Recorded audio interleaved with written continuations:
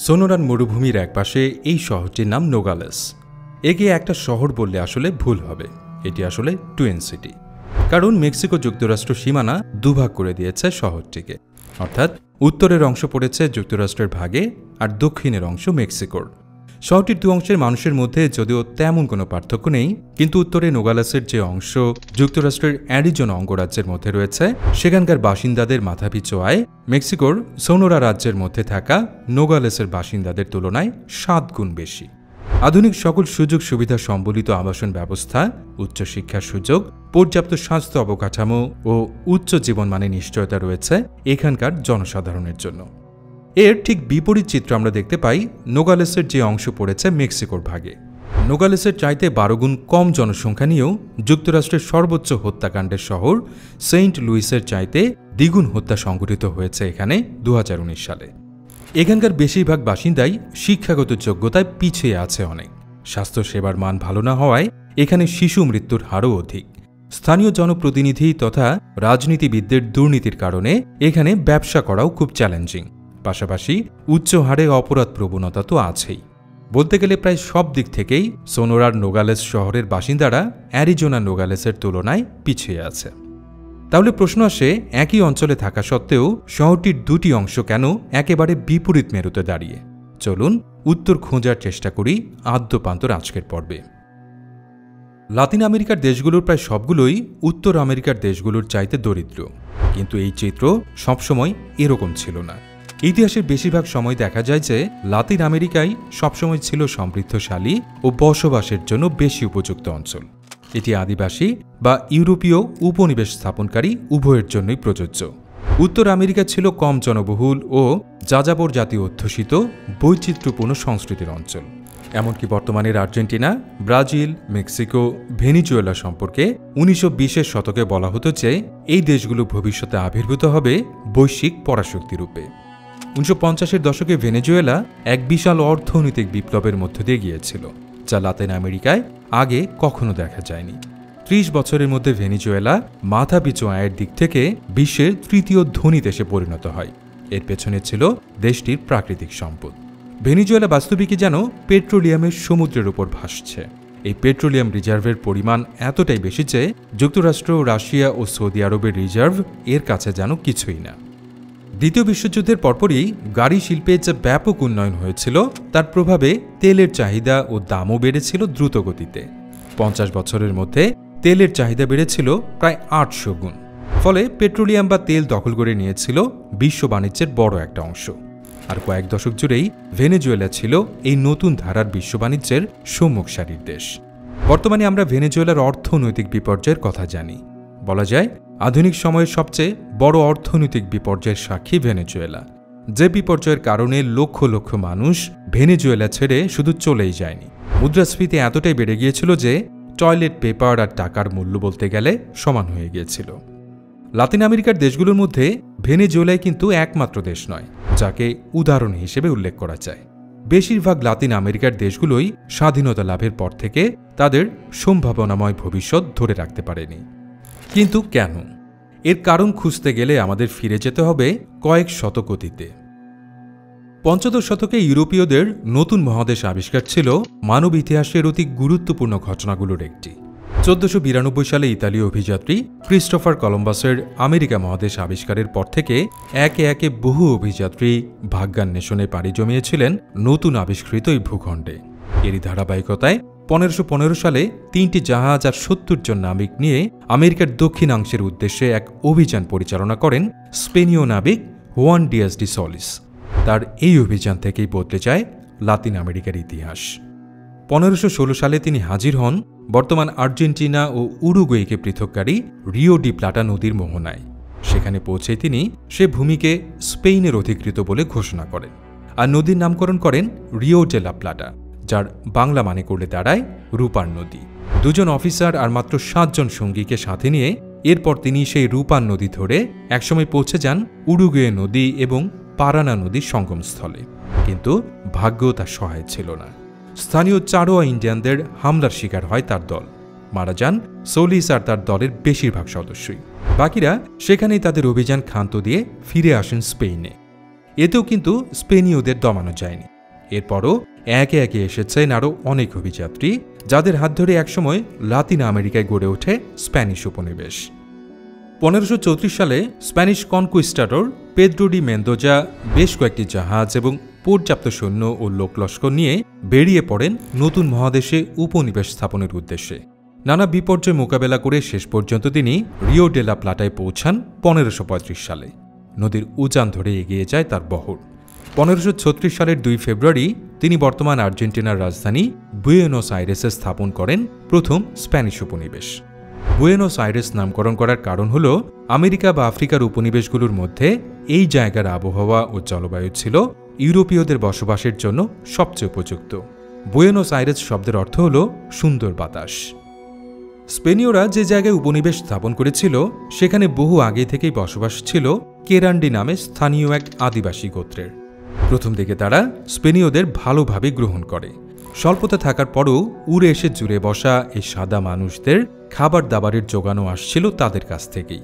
কিন্তু কেরান্ডিদের আতিথেয়তার সুযোগ নিয়ে যখন সবকিছু জবরদখল শুরু করে স্পেনীয়রা, তখনই বাধে বিপত্তি। স্পেনীয়দের দখল করা ওই এলাকা ছেড়ে আরও দূরে সরে যায় কেরান্ডিরা। স্পেনীয়দের দুর্ভোগে শুরু হয় এরপর থেকেই।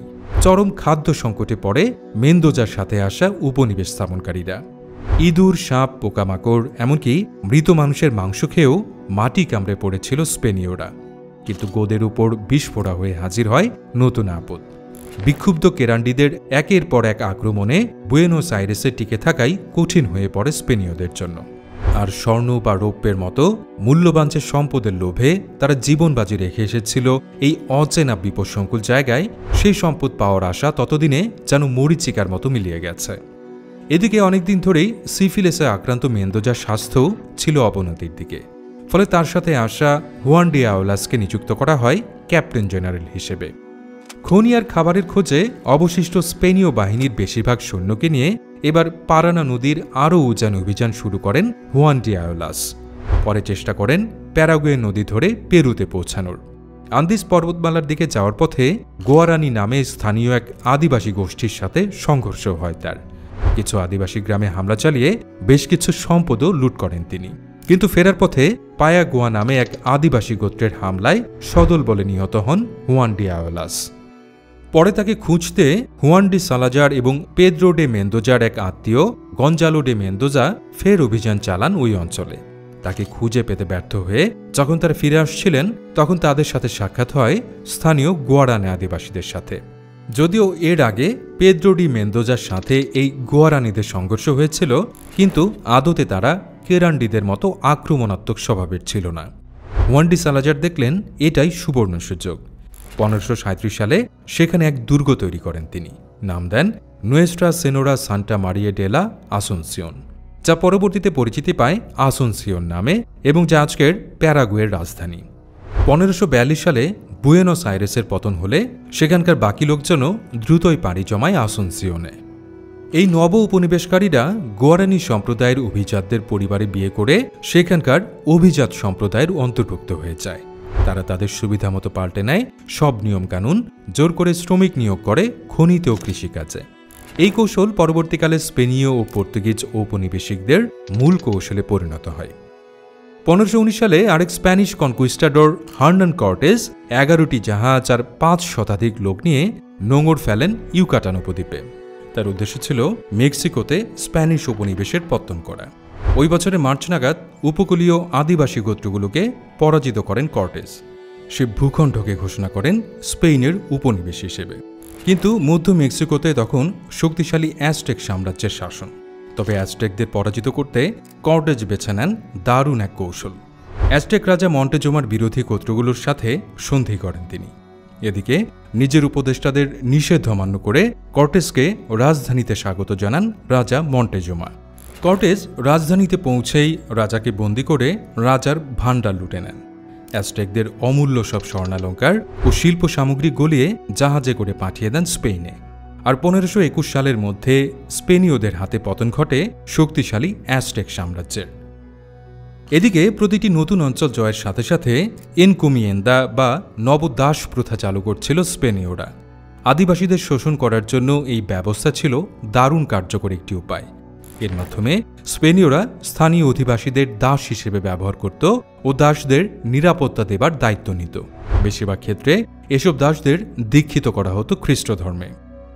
এরপর কর্টেজ নতুন পৃথিবীর সবচেয়ে গুরুত্বপূর্ণ সম্পদ অর্থাৎ আদিবাসীদের দিকে মনোযোগ দেন।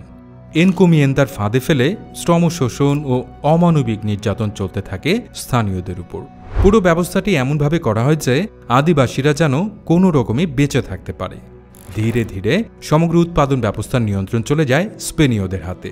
এভাবে একসময়ের বিরাট আদিবাসী জনপদ ভাগ হয়ে যায় ছোট ছোট অংশে, আর সে জনপদের জনসাধারণ পরিণত হয় কৃতদাসে। বর্তমানে পেরু ও বলিভিয়া অঞ্চলে কর্টেজের এই ব্যবস্থা সবচেয়ে জোরালোভাবে টিকেছিল। কর্টেজের মেক্সিকো অভিযানের প্রায় 1 দশক পরে লাতিন আমেরিকায় পদার্পণ করেন আরেক স্প্যানিশ কনকুইস্টাডর ফ্রান্সিসকো পিজারো। তার লক্ষ্য পেরুর ইনকা সাম্রাজ্য গুড়িয়ে দিয়ে তাদের অগাধ সম্পদ হাতিয়ে নেয়া। 1532 সালের 15 নভেম্বর পিজারো ও তার সৈন্যরা ইনকা রাজা আতাহুয়ালপা ও তার সৈন্যদের ফাঁদে আটকে ফেলেন। স্প্যানিশ সেনারা প্রায় 2000 ইনকা সৈন্যকে হত্যা করে ও বন্দী করে রাজা আতাহুয়ালপাকে। রাজার মুক্তির বিনিময়ে ঘরভর্তি স্বর্ণ দাবি করেন পিজারো।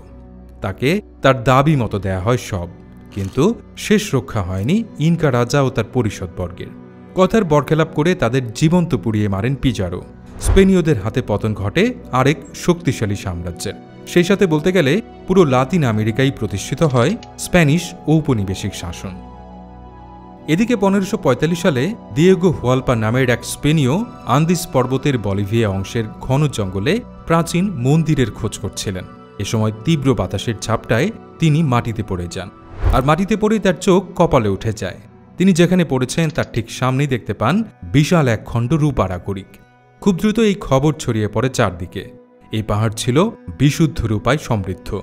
এর পরিমাণ এতটাই বেশি ছিল যে প্রায় 2 শতাব্দী ধরে পুরো পৃথিবীর রূপার প্রায় 80% যোগান দেয় এই পাহাড়। এই খনিকে কেন্দ্র করে পাহাড়ের পাদদেশে গড়ে ওঠে পটসি শহর। এই শহর এতটাই বর্ধিষ্ণু হয়ে উঠেছে 1600 শতকে সবচেয়ে জনবহুল শহরের একটিতে পরিণত হয় এটি, যার জনসংখ্যা ছিল প্রায় 20 লাখ। জনসংখ্যার হিসেবে এই শহর পেছনে ফেলে ভেনিস ও লিসবনের মতো শহরকেও।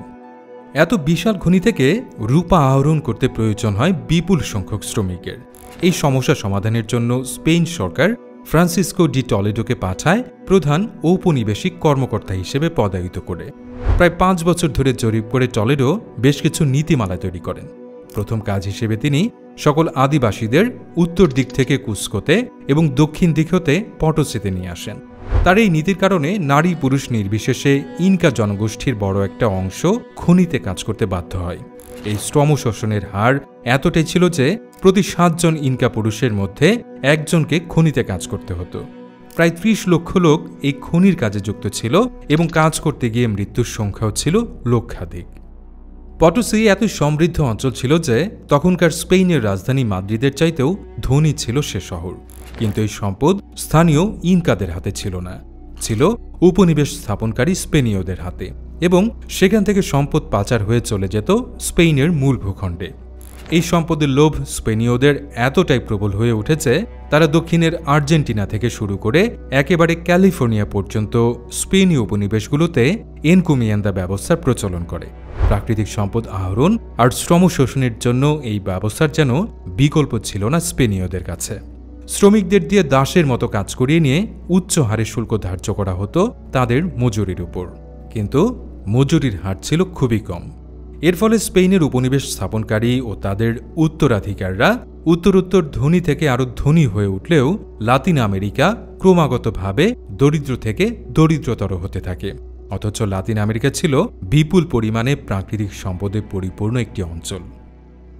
স্পেন যখন তার সাম্রাজ্য বাড়িয়ে চলেছে বিশ্বব্যাপী, তখন ইউরোপের আরেক সাম্রাজ্যবাদী শক্তি ব্রিটেন গৃহযুদ্ধের পর সবকিছু গুছিয়ে নিতে শুরু করেছে। 1600 শতকে এসে ব্রিটেন ইউরোপের দ্বিতীয় সাম্রাজ্যবাদী শক্তিরূপে আবির্ভূত হয়। 1588 সালে স্পেন ব্রিটিশ দ্বীপপুঞ্জ আক্রমণের উদ্দেশ্যে নৌবাহিনী পাঠায়, কিন্তু ব্রিটেন সে আক্রমণ প্রতিহত করে এবং স্পেনের নৌবহর পুরোপুরি ধ্বংস করে দেয়। এই যুদ্ধের প্রভাব ছিল সুদূরপ্রসারী।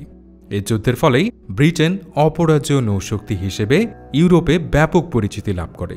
আর এই যুদ্ধের পরপরই ব্রিটেন লাতিন আমেরিকায় উপনিবেশ স্থাপনে মনোযোগী হয়। কিন্তু লাতিন আমেরিকার জনবহুল ও সমৃদ্ধ অঞ্চল ইতোমধ্যেই উপনিবেশে পরিণত করেছে স্পেন। ফলে ব্রিটেনের জন্য বাকি ছিল কেবল উত্তর আমেরিকান অঞ্চল। 1607 সালে ব্রিটিশরা তাদের প্রথম উপনিবেশ স্থাপন করে উত্তর আমেরিকার জেমস টাউনে, অনেকটা স্পেনীয়দের নীতি অনুসরণ করে। ফলাফল, বুয়েনোস আইরেসে যেমন ব্যর্থ হয়েছিল স্পেনীয়রা, ঠিক তেমনভাবেই জেমস টাউনে ব্যর্থ হয় ব্রিটিশরা। এর কারণ ছিল এখানে জনসংখ্যা ছিল কম ও বাইরের আদিবাসীরা এখানে এসে বসতি স্থাপন করতে অনাগ্রহী ছিল, তাই কৃষিকাজে শ্রমিক পাওয়া যেত না।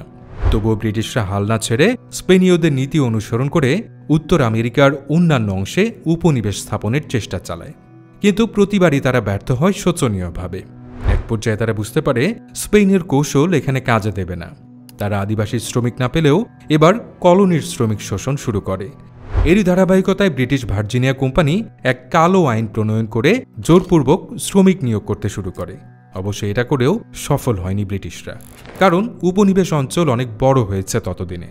আদিবাসীরা ও কলোনির শ্রমিকরা জেমস টাউন ছেড়ে অন্য অঞ্চলে চলে যেতে শুরু করে। সমস্যা সমাধানে এবার ভিন্ন কৌশলের আশ্রয় নেয় ব্রিটিশরা। 1610-এর দশকের শেষ নাগাদ অন্তত 50,000 থেকে 1,20,000 দণ্ডপ্রাপ্ত আসামিকে কলোনিগুলোতে পাঠানো হয়। আর 1619 সালে অন্তত 20 জন আফ্রিকান কৃতদাস নিয়ে আসার মাধ্যমে উত্তর আমেরিকার ব্রিটিশ কলোনিগুলোতে শুরু হয় দাসশ্রমভিত্তিক অর্থনৈতিক ব্যবস্থা। যাই হোক, একটু খেয়াল করলেই দেখবেন উত্তর আমেরিকা অঞ্চলের দেশগুলো অর্থনৈতিকভাবে অত্যন্ত সমৃদ্ধশালী। উত্তর আমেরিকার ও লাতিন আমেরিকার ধন বৈষম্যের কারণ তাহলে কি? উত্তরের এই দেশগুলো কেন দক্ষিণ আমেরিকার মতো হলো না? কেন এসব দেশ অর্থনৈতিকভাবে এতটা শক্তিশালী হলো? চলুন এবার খোঁজা যাক এই প্রশ্নগুলোর উত্তর। উপনিবেশ যুগের ব্রিটিশদের কিছু নীতি এক্ষেত্রে একটা ভিত্তি গড়ে দিয়েছিল উত্তর আমেরিকায়। যেমন, যে কোনো এলাকার লোকজন যদি নতুন কলোনিতে বসতি স্থাপন করতে চাইত, তাতে ব্রিটিশরা বাধা দিত না। সেই কলোনির নিয়মকানুন কিছু ক্ষেত্রে নমনীয় ছিল অন্যান্য উপনিবেশের তুলনায়। কলোনির বাসিন্দারা ও কলোনি স্থাপনকারীরা নিজেদের জন্য আইন কেমন হবে সে নিয়ে মতামত দিতে পারত ভোটের মাধ্যমে। তাদের একটা সংসদও ছিল। এটা একটা বিরাট অর্জন। মূলত এই গণতান্ত্রিক মানসিকতাই আজকের আমেরিকার ভিত্তি গড়ে দিয়েছিল পুঁজিবাদ ও গণতান্ত্রিক সমাজ ব্যবস্থায় রূপান্তরিত হতে। ক্রমে ক্রমে এই সংসদ অত্যন্ত শক্তিশালী হয়ে ওঠে। যেহেতু রাজনৈতিক ক্ষমতা ও সম্পদ বেশ কিছু মানুষের হাতে চলে যায়, তাই একক ব্যক্তি বা নির্দিষ্ট কোনো পক্ষের লোকের জন্য সবকিছু নিয়ন্ত্রণ করা কঠিন হয়ে পড়ে। এই সংসদ যত শক্তিশালী হতে থাকে, ততই গণতান্ত্রিক ব্যবস্থার পক্ষে শক্তিশালী অবস্থান তৈরি হতে থাকে। এর থেকেই প্রথম কার্যকর সংসদ গঠিত হয়। এই সংসদ শুল্ক ধার্য করত ও সংসদের সদস্য হওয়ার নীতিমালা প্রবর্তন করত। এরই ধারাবাহিকতায় যুক্তরাষ্ট্র ব্রিটেনের সাথে স্বাধীনতার যুদ্ধে জড়িয়ে পড়ে। দীর্ঘ রক্তাক্ত সংগ্রামের মধ্য দিয়ে স্বাধীনতা অর্জন করে যুক্তরাষ্ট্র সরকার খুব কঠোরভাবে সম্পত্তির মালিকানা সত্ত্ব নীতি প্রণয়ন করে। সাথে যুক্ত করা হয় কার্যকর পেটেন্ট নীতি। এর ফলে মানুষের সৃষ্টিশীল ধারণার সত্ত্ব সংরক্ষণের বিষয়টি বিশেষভাবে গুরুত্বপূর্ণ হয়ে ওঠে। এই কার্যকরী পেটেন্ট নীতির ফলে যে কেউ তার আইডিয়া পেটেন্ট করে রাখার সুবিধা পেতেন। নতুন পেটেন্ট নীতির ফলে সাধারণ মানুষের জন্য তাদের মেধা, শ্রম ও অর্থ বিনিয়োগ করা সহজ হয়। ঠিক এসব কারণেই ইংল্যান্ডের শিল্প বিপ্লবের পরপরই শিল্প বিপ্লব ঘটে আমেরিকায়। একটা পরিসংখ্যানে দেখা যায় যে 1820 সাল থেকে 1945 সালের মধ্যে যুক্তরাষ্ট্রের মাত্র 19% পেটেন্টকারীর বাবা মা ছিলেন ভূমি মালিক ও সামাজিকভাবে প্রতিপত্তিশীল। অন্যদিকে প্রায় 40% পেটেন্টকারীর কোনো প্রাথমিক শিক্ষাই ছিল না। এর মধ্যে রেকর্ড সর্বাধিক পেটেন্টধারী থমাস আলভা এডিসনও রয়েছেন। প্রায় সব ধরনের সুযোগ সুবিধা থাকায় যুক্তরাষ্ট্র এবার সৃষ্টিশীল, উৎপাদনক্ষম ও অত্যন্ত পরিশ্রমী একটা প্রজন্ম পায়, যারা স্ব ক্ষেত্রে বিশেষভাবে অবদান রাখতে শুরু করে। এর ফলে যুক্তরাষ্ট্র খুব দ্রুতই বিশ্বের সমৃদ্ধশালী দেশে পরিণত হয়। প্রকৃতপক্ষে এর পেছনে সবচেয়ে বড় ভূমিকা রেখেছে ব্রিটেনের স্পেনীয় কৌশলে উপনিবেশ স্থাপনে ব্যর্থ হওয়া এবং উপনিবেশের উন্নতির জন্য কলোনির অধিবাসীদের কিছু বাড়তি সুযোগ সুবিধা দেয়া। তাহলে লাতিন আমেরিকার দারিদ্র্যের পেছনে বড় কারণ কি? যেখানে উত্তর আমেরিকার স্বাধীনতার পেছনে মূল অনুঘটক হিসেবে কাজ করেছে রাজনৈতিক ক্ষমতা ও সম্পদ জনসাধারণের হাতে থাকা, সেখানে বিপরীত চিত্র দেখা যায় দক্ষিণ আমেরিকার দেশগুলোর স্বাধীনতা সংগ্রামের ক্ষেত্রে। 19 শতকের প্রথমার্ধেও লাতিন আমেরিকায় উপনিবেশ আমলের শোষণমূলক নীতিমালা বজায় ছিল আগের মতোই, কিংবা বলা যায় একটু পরিবর্তিত পরিসরে, যার মূল সুবিধাভোগী ছিল দেশের অভিজাত শ্রেণী। উপনিবেশ স্থাপনকারী ও তাদের পরবর্তী প্রজন্মই ছিল লাতিন আমেরিকার শাসন ক্ষমতায়। এরা নিজেদের সুবিধামতো আইন প্রণয়ন করে শোষণ নির্যাতন অব্যাহত রাখে, ফলে লাতিন আমেরিকার সাধারণ জনগণ বঞ্চিতই থেকে যায়। লাতিন আমেরিকার আদিবাসী অভিজাত সম্প্রদায় তথা ঔপনিবেশিক শক্তির সাথে হাত মেলানো শ্রেণীও স্পেনীয় শোষকদের সাথে যোগ দিয়ে স্থানীয় অধিবাসীদের শোষণ অব্যাহত রাখে। ক্ষমতার স্বাদ পাওয়া এই নব্য অভিজাত শ্রেণীর বেশিরভাগই নিজেদের স্বার্থ নিয়ে ভাবত। সাধারণ মানুষের কথা তাদের ভাবনায় কম স্থান পেত। এদের বেশিরভাগই দেশের স্বাধীনতার জন্য আগ্রহী ছিল না। নেপোলিয়নের নেতৃত্বে ফরাসি সেনাদল 1808 সালে স্পেন আক্রমণ করে রাজতন্ত্র উৎখাতের পর নতুন সংবিধানের আলোকে শাসন নীতি প্রণয়ন করে। নতুন নীতিতে অভিজাত কলোনিয়ালিস্টদের ক্ষমতা খুব সীমিত করে দেয়া হয়, যার আঘাত এসে পড়ে সুদূর লাতিন আমেরিকাতেও। স্পেনের দুর্বলতার সুযোগ নিয়ে এবং নিজেদের অর্থনৈতিক ও রাজনৈতিক ক্ষমতা হারিয়ে ফেলার ভয় থেকে লাতিন আমেরিকার দেশগুলোর অভিজাত সম্প্রদায় স্পেন থেকে স্বাধীন হওয়ার চেষ্টা করতে থাকে। যেহেতু স্বাধীনতা আন্দোলনে নেতৃত্ব দানকারী অভিজাত সম্প্রদায় সাধারণ মানুষের কথা সেভাবে ভাবতেন না, যে কারণে স্বাভাবিকভাবেই শক্তিশালী ও গণতান্ত্রিক রাষ্ট্র হয়ে ওঠার বদলে এই দেশগুলোতে অত্যাচার ও শোষণের ধারা অব্যাহত থাকে। সাধারণ মানুষ স্পেনীয়দের কাছ থেকে মুক্তি লাভ করে ঠিকই, কিন্তু নিজেদের স্বার্থপর রাজনৈতিক নেতাদের হাতেই তারা বন্দী হয়ে পড়ে, অত্যাচারিত হতে থাকে। তার উপর অভ্যুত্থান, সহিংস উপায়ে ক্ষমতা দখলের লড়াই ছিল ক্ষমতায় যাবার একমাত্র পথ। এসবের ফলে লাতিন আমেরিকা দিনকে দিন দুর্বল হতে থাকে, স্থিতিশীল হওয়ার স্বপ্ন অধরাই থেকে যায়। মেক্সিকোর কথাই ধরা যাক। স্বাধীনতা পরবর্তী সময়ে মেক্সিকো এতটাই অশান্ত এবং অস্থিতিশীল ছিল যে 1824 সাল থেকে 1866 সালের মধ্যে 52 জন প্রেসিডেন্ট রাষ্ট্র ক্ষমতায় আসীন হন। আরও মজার ব্যাপার হচ্ছে, এই প্রেসিডেন্টদের বেশিরভাগই ভোটের মাধ্যমে গণতান্ত্রিক উপায়ে নির্বাচিত হননি, তারা ক্ষমতায় আসেন সেনাবাহিনীর মাধ্যমে। বস্তুত পুরো লাতিন আমেরিকারই একটা খণ্ডিত চিত্র হচ্ছে এই মেক্সিকো। এই অস্থিতিশীলতার জেরে সম্পদের ব্যক্তি মালিকানা ও বিনিয়োগের নিরাপত্তা দেয়া সম্ভব হয়নি, পাশাপাশি কর আদায়ও সুষ্ঠুভাবে করা যেত না। ফলে জনগণের মৌলিক চাহিদা পূরণ করাও ছিল খুব কঠিন। শক্তিশালী কেন্দ্রীয় সরকারের অভাবে রাষ্ট্রের সীমান্ত নিরাপত্তা জোরদার করা যেমন অসম্ভব হয়ে পড়ে, তেমনি রাজনৈতিক স্থিতিশীলতার অভাবে সম্পত্তির মালিকানা নীতিও কার্যকর করা যায়নি। পেটেন্ট আইনের অভাবে কোনো সৃষ্টিশীল ধারণার বিকাশ ঘটেনি সেভাবে। সাধারণ মানুষ নতুন কিছু করতেও পারত না সহজে। বেশিরভাগ সময়ই ব্যবসা বাণিজ্য নিয়ন্ত্রণ করা হতো রাজনৈতিক ব্যক্তিদের দ্বারা ও পরিচালিত হতো সরকারি মদতে মনোপলি সিস্টেমে। উপরন্তু সরকারের ঊর্ধ্বতন কর্তাদের সাথে যোগ সাজস ছাড়া পাওয়া যেত না ব্যাংক লোনও। আবার দুর্নীতি ও অব্যবস্থাপনার ফলে ব্যাংক ব্যবস্থা হয়ে পড়ে খুব দুর্বল। একটি পরিসংখ্যান দেখলেই এর ধারণা পাওয়া সহজ হবে। যেমন মেক্সিকোতে 1912 সালে ব্যাংকের সংখ্যা ছিল 42টি, তার মধ্যে মাত্র 2টি ব্যাংকই নিয়ন্ত্রণ করত মোট লেনদেনের 60%, অর্থাৎ প্রতিযোগিতাহীন বাজার। অন্যদিকে যুক্তরাষ্ট্রের পরিস্থিতি ছিল পুরোপুরি ভিন্ন। এই সময়ের মধ্যেই যুক্তরাষ্ট্রে অর্থনৈতিক বিপ্লব ঘটে যায়। সেখানে 1818 সালে যেখানে ব্যাংক ছিল মাত্র 338টি, 1914 সালে এসে ব্যাংকের সংখ্যা দাঁড়ায় 27,864টি। এই সময়ের মধ্যেই ব্যাংকগুলোর সম্মিলিত সম্পদের পরিমাণ 160 মিলিয়ন থেকে বেড়ে হয় 27.3 বিলিয়ন মার্কিন ডলার। তাহলে যুক্তরাষ্ট্র ঠিক কেমন করে ব্যাংকিং খাত সচল রেখে দেশের উন্নয়নের জন্য কাজ করল? স্বাধীনতা লাভের পরপরই যুক্তরাষ্ট্রের ব্যাংকাররাও মনোপলি সিস্টেম বাস্তবায়নের চেষ্টা চালিয়েছিল, কিন্তু লাতিন আমেরিকার সরকারগুলোর মতো যুক্তরাষ্ট্র সরকার এখানে হাত গুটিয়ে বসেছিল না। সাধারণ নাগরিকদের জন্য ক্ষতিকর হতে পারে এমন যে কোনো কিছুর বিপক্ষে ছিলেন তারা। এছাড়া ভোটের মাধ্যমেই এসব সমস্যার সমাধানে আগ্রহী ছিলেন তারা। যুক্তরাষ্ট্রের অর্থনীতি আরও অনেকটা এগিয়ে যায় শক্তিশালী রেল যোগাযোগ স্থাপনের ফলে। এমনকি রেল লাইন স্থাপনের জন্য সাধারণ জনগণকে বিরান ভূমির অনেক অংশই ইজারা দেওয়া হয়। বিপরীতে লাতিন আমেরিকায় রেলপথের আশপাশের ভূমি বন্দোবস্ত দেওয়া হতো রাষ্ট্রীয় অভিজাত কিংবা সম্পদশালীদের। এদিকে যোগাযোগ ব্যবস্থার উন্নতির ফলে আন্তর্জাতিক বাণিজ্যেরও বৈপ্লবিক প্রসার ঘটে এবং শিল্প বিপ্লবের ছোঁয়া এসে লাগে লাতিন ও উত্তর আমেরিকাতেও। ইউরোপ থেকে আমেরিকা সবার দৃষ্টি পড়ে প্রাকৃতিক সম্পদের উপর। লাতিন আমেরিকায় যেহেতু সবকিছুই ছিল অভিজাতদের নিয়ন্ত্রণে, তাই এই প্রাকৃতিক সম্পদ থেকেও যা মুনাফা করার সেটা নির্দিষ্ট কিছু মানুষের হাতেই ছিল। এ সময়ে এই অভিজাতদের হাত ধরে ভারী শিল্প খুব দ্রুত বিকশিত হয়, কিন্তু সরকার অভিজাতদের পৃষ্ঠপোষকতা না পাওয়ায় পিছিয়ে পড়ে অন্যান্য শিল্প। ফলে সাধারণ অভিজাত শ্রেণীর মধ্যে তৈরি হয় ব্যাপক ধনবৈষম্য।